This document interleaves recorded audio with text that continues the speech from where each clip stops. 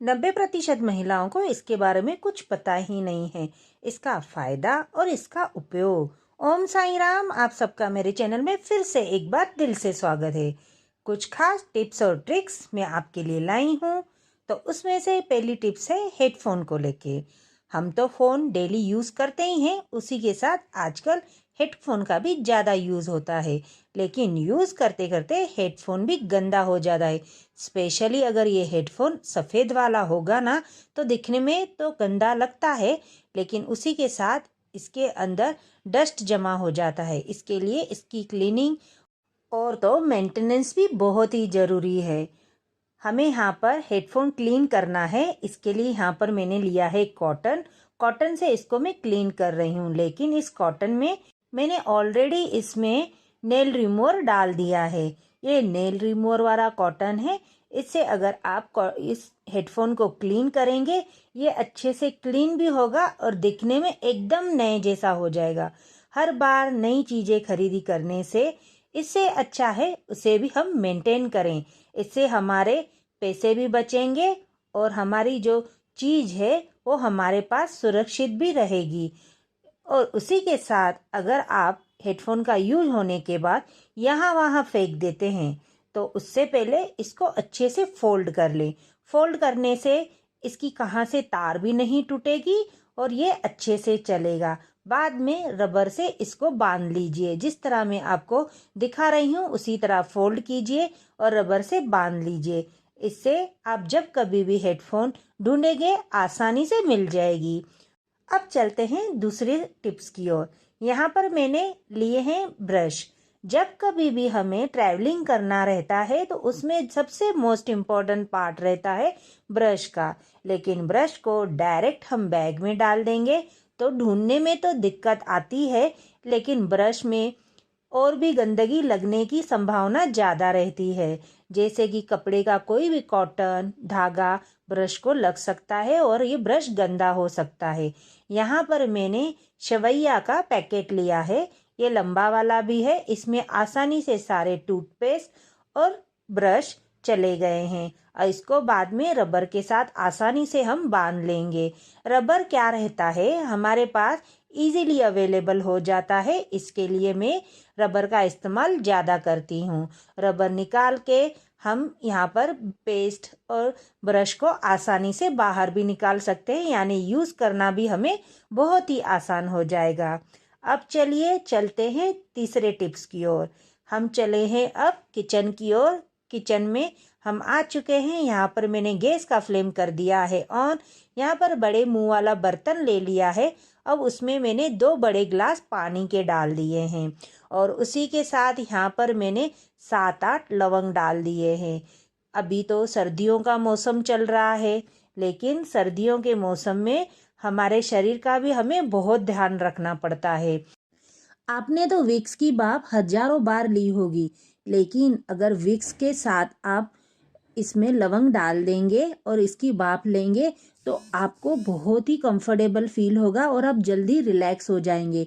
क्योंकि लवंग ये भी हमारे सेहत के लिए बहुत फ़ायदेमंद है। इसकी तासीर गर्म होने के वजह से इसका फ़ायदा हमारे शरीर को ज़्यादा होता है। यहाँ पर हमें ज़्यादा विक्स नहीं लेना है, यहाँ पर थोड़ी सी ही हम विक्स लेंगे। लवंग के साथ विक्स लेने से इसका रिजल्ट आपको जल्दी आएगा और आपको रिलीफ भी फास्ट मिलेगी। चम्मच तो हर एक के किचन में रहते ही हैं। चम्मच के बिना हमारा कोई भी काम नहीं चलता। लेकिन अगर इन चम्मच को हमें यूज़ करना है तो लेकिन उसके साथ इसका हमें मेंटेन भी करना बहुत ज़रूरी है। फिर क्या करना पड़ेगा, हमें लेना है गर्म पानी।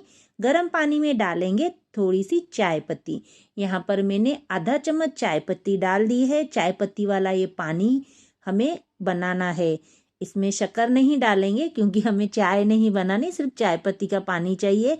उसी के साथ थोड़ा सा डालेंगे फॉइल पेपर। अगर आपके पास फॉइल पेपर नहीं है तो आप इसमें रैपर डाल सकते हैं। फॉर एग्जांपल बिस्किट्स के रहेंगे, नहीं तो आप वेफर्स के भी इसमें यूज़ कर सकते हैं। और इस पानी में उबाल आने के बाद आप इसमें सारे चमचे डाल दें।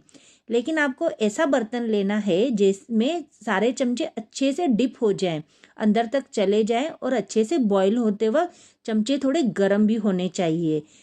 ये स्टेप करने का आप सोच रहे होंगे क्या ज़रूरत है।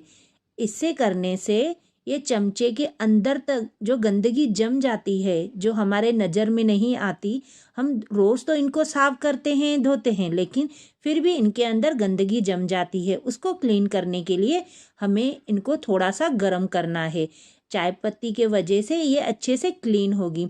यहाँ पर गैस का फ्लेम कर दिया है बंद और धीरे धीरे सारे चम्मच हम किचन टेबल के यहाँ रख देंगे।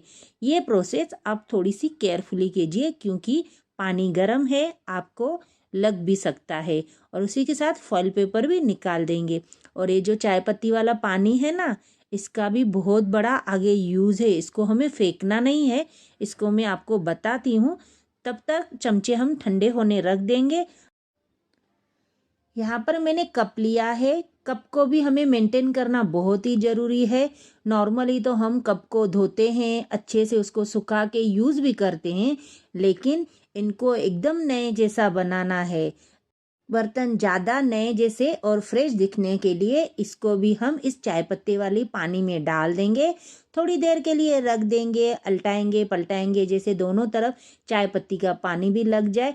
और थोड़ा सा ये पानी के वजह, गर्म पानी की वजह से थोड़े से ये कप भी गर्म हो जाए। और तब तक इनको हम थोड़ी देर के लिए साइड में रख देते हैं। चमचे यहाँ पर ठंडे हो चुके हैं।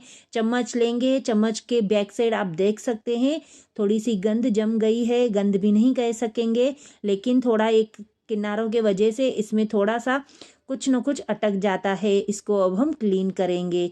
चाय पत्ती के वजह से इसमें अच्छी सी फ्रेशनेस आ जाएगी बर्तनों में और ये साफ भी हो जाएंगे। फॉइल पेपर लिया है, फॉइल पेपर की मदद से यहाँ पर मैंने चम्मच पूरा साफ कर दिया है। आप देख सकते हैं एकदम नए जैसा चम्मच लग रहा है।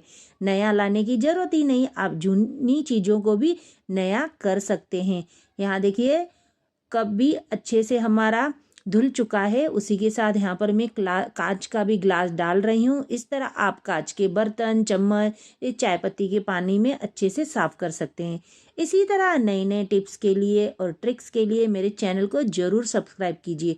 अगर आपको ये वीडियो थोड़ा सा भी फ़ायदेमंद लगा हो तो प्लीज़ लाइक करना मत भूलिए। अब ये चाय पत्ती वाला पानी हम सिंक के बर्तन में डाल देंगे। ये गरम गरम है पानी। सिंक के बर्तन में डालने से इसमें जो बदबू आती है या कीड़े मकोड़े निकलते हैं वो नहीं आएंगे और बदबू भी नहीं आएगी। बाद में इस सिंक को हम पानी से अच्छे से धो लेंगे। इसमें जाली होने के वजह से इसमें सारा कचरा ऊपर ऊपर अटकता है। इसको बाद में हम निकाल के फेंक देंगे। और यहाँ पर मैं सारे चम्मच, ग्लास और कप धो रही हूँ। धोने के बाद इसका रिज़ल्ट आपके सामने आ जाएगा। इसका आप रिज़ल्ट देखकर चौंक जाएंगे। आपको लगेगा ये सारे बर्तन एकदम नए जैसे हैं। यहाँ पर ये बर्तन धुल चुके हैं। अब इनको हम रखेंगे एक ट्रे में। ये देखिए एकदम नए जैसा लुक लग रहा है। इन ग्लास का एकदम फ्रेश लग रहे हैं। सारे क्लियर हो चुके हैं। अब इनको हम मेंटेन करने का अब आपको ये तरीका पता चल गया है। ये तरीका आपको कैसा लगा कमेंट करके ज़रूर बताइए। अब यहाँ पर मैंने एक रैक लिया है, उसमें सब ये कांच के बर्तन उल्टे करके रख देंगे। एक एक करके सारे कांच के बर्तन हमने रख दिए हैं। इसी के साथ आप और एक चीज़ का ध्यान रखें, जब कभी भी कांच के बर्तन आप यूज़ करते हैं, for example plates, cup, glass, इसको आप सेपरेट रखिए। अगर आप दूसरे बर्तन के साथ इनको इकट्ठा रखेंगे तो ये कांच के बर्तन नाजुक रहते हैं, जल्दी टूट भी सकते हैं और इनके जो किनारे हैं टूटेंगे, वरना इनके हैंडल भी टूट सकते हैं। तो इनकी लाइफ बढ़ानी हो तो इनको आप सेपरेट ज़रूर रखें। इसी तरह आप अपने घर के बर्तनों को केयर कर सकते हैं। ये जो ढक्कन है नॉर्मली आटे के डब्बे के ऊपर लगा रखते हैं हम, लेकिन बार बार इसको ओपन करना पड़ता है और लगाना पड़ता है, तो उसके वजह से इस ढक्कन के ऊपर आटा लगा रहता है। लेकिन नॉर्मली इसको हम जो किचन के स्क्रबर से साफ़ करेंगे ना, वो अच्छे से साफ़ नहीं होता और प्लास्टिक के ऊपर रैशेस आ जाते हैं। तो इसके लिए हम लेंगे एक सॉक्स में नेचुरल स्क्रबर रहता है, उसमें अच्छे से साफ भी होते हैं बर्तन। इसके लिए मैंने यहाँ पर सॉक्स लिया है और इससे अगर हम ये प्लेट को साफ करेंगे तो ये इजीली साफ भी होगी और इसमें रैश भी नहीं आएगी और ये धुलने के बाद एकदम नया सा लगता है। चलिए फिर ट्राई करते हैं। यहाँ पर मैंने बर्तन का साबुन लिया है, आप चाहें तो लिक्विड भी ले सकते हैं। बर्तन के साबुन के साथ मैं इसको अच्छे से साफ़ कर रही हूँ। धीरे धीरे करके पूरे किनारे इसके हमें साफ़ करके लेने हैं। ज़्यादा मेहनत नहीं करनी पड़ेगी, आसानी से आप इसके किनारे साफ़ कर सकते हैं और इसको आप देखिए अच्छे से ये साफ़ हो जाएंगे। आप हमारे वीडियो को इसी तरह प्यार देते रहिए और चैनल को सब्सक्राइब कीजिए और हमें हमेशा अपना सपोर्ट देते रहें। ढक्कन को धो लिया है, बाद में उसको साफ़ सुथरे नेपकिन से हम पोंछ लेंगे। यहाँ देखिए एकदम ढक्कन नए सा हो गया है। मासिक धर्म में इस पैड को हम यूज़ करते हैं, लेकिन उसी के साथ इसका एक बड़ा यूज़ है। वो मेरे को लगता है किसी को ज़्यादा पता नहीं होगा, लेकिन इसका रिज़ल्ट भी अच्छा है। हम महिलाएं जब भी किचन में खाना बनाते हैं या किचन में काम करते हैं तो आमतौर पर हमें ज़्यादा टाइम खड़ा रहना पड़ता है। उसके वजह से हमारी एड़ियों में दर्द होता है, दर्द के साथ साथ एड़ियाँ फट भी जाती हैं और उसमें जख्म हो जाते हैं, कभी कभी तो ब्लड भी निकलता है।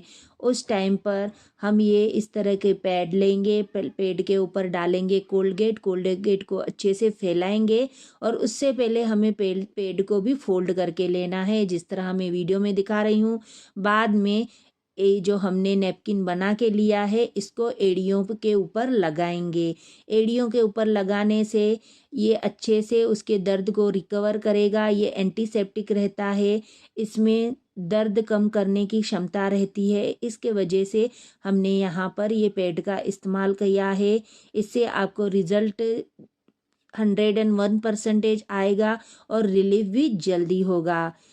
अगर आप चाहें तो रेगुलर कॉटन का भी यूज़ कर सकते हैं, लेकिन उस कॉटन में कोई अदर केमिकल नहीं होते हैं, कोई दवाइयाँ डाली हुई नहीं रहती है। इसकी वजह से रिज़ल्ट ना के बराबर आएगा। लेकिन इस तरह के पैड का आप इस्तेमाल करेंगे तो आप रिज़ल्ट आप खुद ही देख सकते हैं। अंत तक बने रहने के लिए आपका दिल से धन्यवाद।